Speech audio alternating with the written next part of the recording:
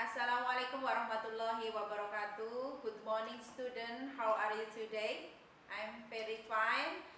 Selamat pagi semuanya, bertemu lagi dengan saya Bu Sri Hartati terkait dengan pembelajaran hari ini, yaitu mata pelajaran bahasa Indonesia.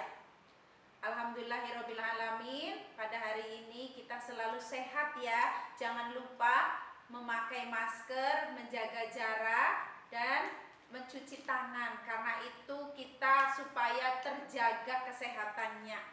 Baik, untuk materi kita semester 2 ini adalah teks negosiasi. Ada yang sudah pernah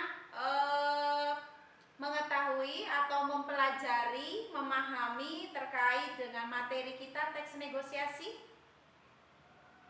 Ya, di SMP mungkin juga kalian sudah mengenal apa itu teks negosiasi. Ya, teks negosiasi merupakan proses tawar-menawar dengan jalan berunding untuk mencapai kesepakatan bersama antara satu pihak dengan pihak yang lain. Sebenarnya disadari atau tidak, materi kita ini sudah berjalan di kehidupan kita sehari-hari. Pernah nggak kalian minta uang kepada bapak atau ibu di rumah dan kemudian kalian minta lebih banyak lagi atau lebih besar lagi? Pernah ya? Nah, itulah yang dikatakan teks negosiasi. Pernahkah kalian meminta kepada bapak ibu guru supaya tugasnya jangan banyak? Pak, tugasnya jangan banyak dong Pak. Nah, itu juga bisa dikatakan teks negosiasi. Sampai di sini ada pertanyaan? Ya.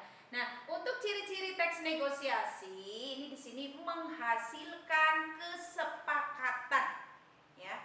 Tentunya kesepakatan di sini adalah saling menguntungkan, mengarah kepada tujuan praktis. Apa itu tujuan praktis? Itu dapat segera diwujudkan.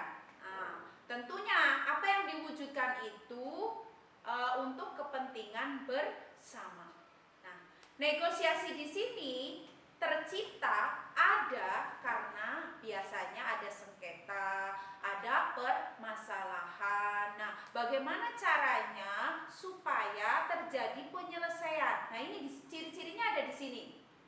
Jadi, supaya ada penyelesaian dengan jalan berunding, melakukan tawar-menawar. Nah, itulah yang disebut negosiasi. Any question? Ada pertanyaan? Cukup jelas ya? Iya. Kemudian berarti untuk tujuan teks negosiasi itu kita harus apa? Harus dapat mencapai kesepakatan bersama.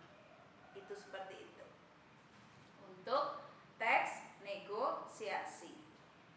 Any question? Ada pertanyaan? Tidak ada? Baik. Itu untuk berarti ciri-ciri sudah ya, tujuan sudah. Selanjutnya kita akan belajar tentang struktur teks negosiasi. Di sini Ibu akan menjelaskan tentang 4 hal yang ada di dalam struktur teks negosiasi. Yang pertama itu ada orientasi. Yang kedua, pengajuan penawaran atau penawaran pengajuan. Yang ketiga, ini ada persetujuan atau kesepakatan. Yang keempat, ini ada penutup. Kita akan kupas satu persatu. Yang pertama adalah orientasi.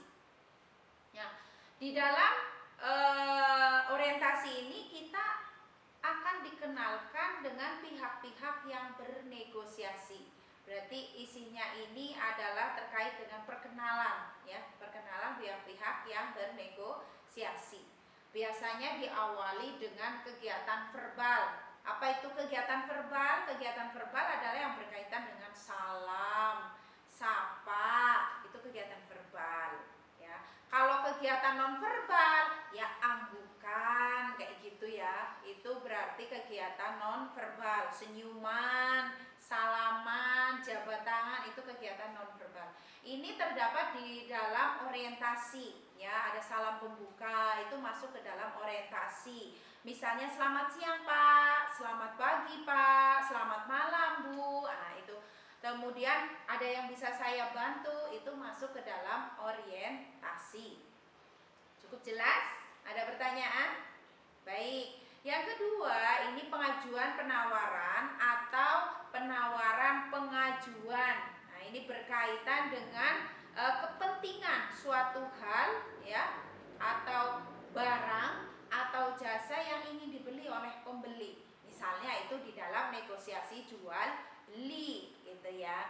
Nah, di dalam proses tawar menawar ini berarti ada pihak satu, ada pihak dua. Pihak satu berhak untuk memberikan penawaran ataupun pengajuan, dan sebaliknya itu di dalam pengajuan dan penawaran. Ya, untuk struktur teks negosiasi, yaitu pengajuan penawaran, pengajuan di sini berarti nanti ada dua pihak, ya, ada pihak pertama, ada pihak kedua. Nah, misalnya di dalam proses jual beli berarti ada pihak pertamanya penjual, pihak keduanya berarti pembeli. Misalnya sewa menyewa berarti pihak pertamanya pemilik, pihak keduanya penyewa. Kalau itu proses kontrak kerja berarti pihak pertamanya apa? Pemilik usaha. Kemudian pihak keduanya ada pekerja, gitu. Itu seperti itu. Jadi ada pihak satu, ada pihak dua. Dan di sini boleh mengajukan penawaran, pengajuan juga boleh. Misalnya ada pihak satu, misalnya di sini ada, Mas Sudar, saya minta tolong bangunkan rumah ini. Ini desainnya. Sesuai RAB biayanya 250 juta. Nah, itu pihak satu. Pihak duanya, maaf, apakah tidak bisa naik lagi menjadi 275 juta? Karena ongkos dan tenaganya mahal misalnya. Nah, itu boleh. Itu adalah contoh pengajuan dan penawaran. Jadi masing-masing pihak, pihak satu, pihak dua itu melakukan hal tersebut supaya tercapai kesepakatan di antara pihak satu dan dua. Tentunya adalah win-win solution. Apa itu win-win solution? Yaitu tercapai keuntungan bersama. Jadi tidak boleh di dalam negosiasi itu ada pihak-pihak yang dirugikan. Itu tidak boleh. Jadi semuanya harus saling menguntungkan. Any question? Ada pertanyaan? Cukup jelas ya. Kemudian yang selanjutnya adalah persetujuan. Ya, persetujuan atau kesepakatan, ya. Nah, tadi yang Ibu sudah katakan bahwa di dalam negosiasi itu sebenarnya bisa terjadi ada sengketa atau ada permasalahan. Bagaimana caranya kita melakukan proses tawar-menawar ataupun berunding supaya apa? Supaya tercapai kesepakatan di antara pihak-pihak tersebut. Ya. Karena tentunya kesepakatan yang diambil itu harus saling menguntungkan pihak-pihak yang bernegosiasi. Ya, misalnya tadi ya mintanya 250 juta, tapi pihak yang kedua meminta lagi menjadi 275. Oh ya, sudah siap, deal. Nah, itu kan. Nah, di sini berarti tercapai kesepakatan yang saling menguntungkan.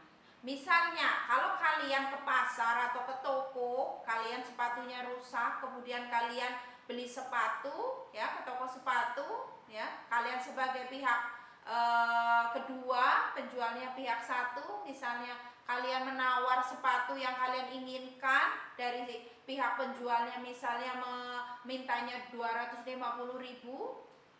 kalian mintanya 150.000, wah belum bisa. Nah kan, misalnya dari penjual seperti itu, akhirnya tercapai kesepakatan harga, ya udahlah 200.000 saja. Nah, ini kata 200.000 ini adalah persetujuan. Ya, persetujuan antara kalian dengan penjual sepatu itu, ya, penjual sepatu tidak dirugikan, ya kan, merasa sudah untung, kalian juga uangnya yang buat bayar cukup untuk bayar. Nah, disinilah yang namanya persetujuan, ya. Jadi kedua belah pihak itu harus saling menguntungkan. Kalau tidak menguntungkan ya bukanlah sebuah negosiasi. Paham ini ya? Kemudian yang terakhir di dalam struktur kita ini adalah penutup, ya.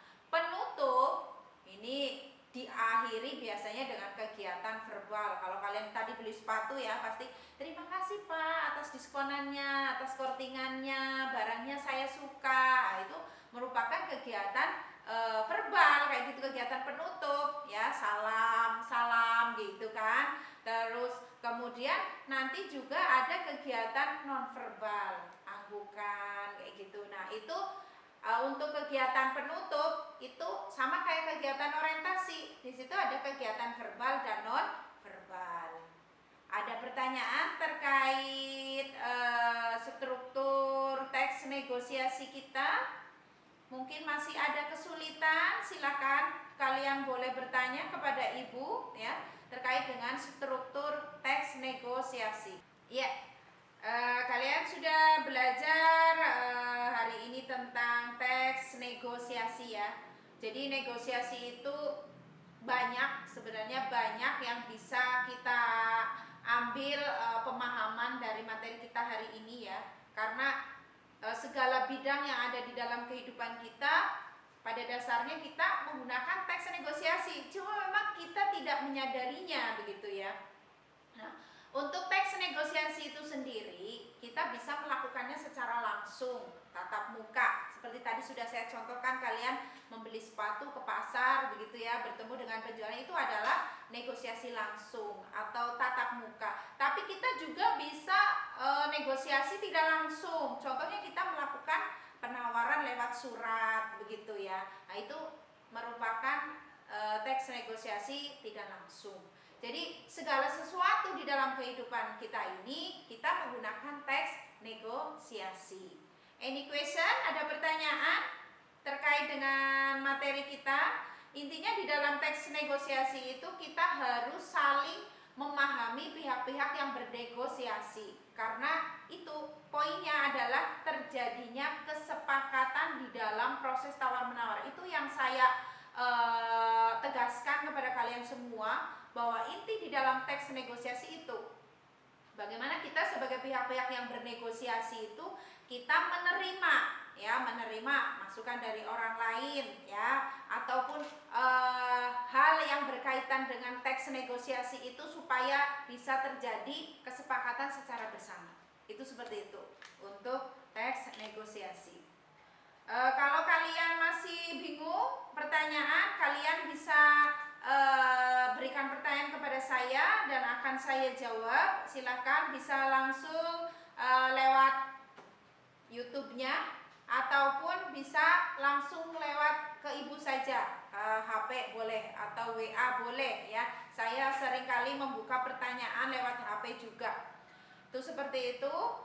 Oke, terima kasih anak-anak semuanya atas perhatian kalian semua di dalam materi Ibu kita hari ini ya. Semoga apa yang saya sampaikan kalian bisa memahaminya. Saya kira apa yang saya sampaikan cukup simpel sekali, cukup jelas ya.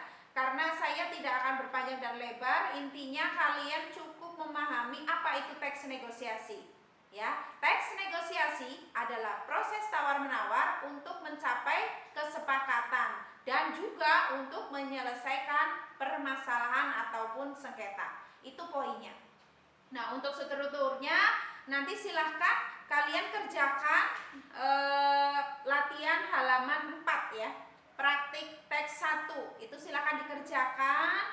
Nanti tolong dijaprikan ke Ibu. Begitu. Terima kasih semuanya. Wassalamualaikum warahmatullahi wabarakatuh.